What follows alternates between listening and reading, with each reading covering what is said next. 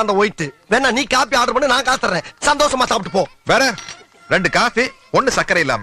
யாருக்கு சக்கரை இல்லாம? உனக்கு தான். எனக்கு சக்கரை வேணா நான் எப்ப சொன்னேன்? அத மூஞ்சி பார்த்தாலே தெரியுதே. எதை பார்த்தா பாத்தியா, சுகர் இருந்தா பிபி இருக்கும், பிபி இருந்தா இப்படி கோவம் வரும்.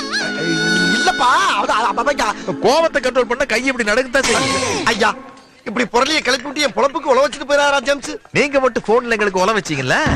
ஓ அதுக்கு தானா இது? எப்பா எனக்கு ஒருத்தையும் சிக்கலுங்க ஆரங்கத்துல பண்ணப்பாவா. நான் சக்கரை காப்பியை குடிக்கிறேன். ஆபீஸ்க்கு லேட்டாச்சு போலாம். சரி நான் பாத்ரூம் போயிட்டு வந்துடுறேன். பாத்ரூம்ங்கிறது இங்கிலீஷ் வார்த்தை, தமிழ்ல சொல்லு. ஐயோ தமிழ வளர்க்கறதுக்கு நிறைய இடம் இருக்கு. இங்க வளர்த்தீங்கன்னா பேண்ட் நாறிடும். பேண்ட்ங்கிறது இங்கிலீஷ் வார்த்தை.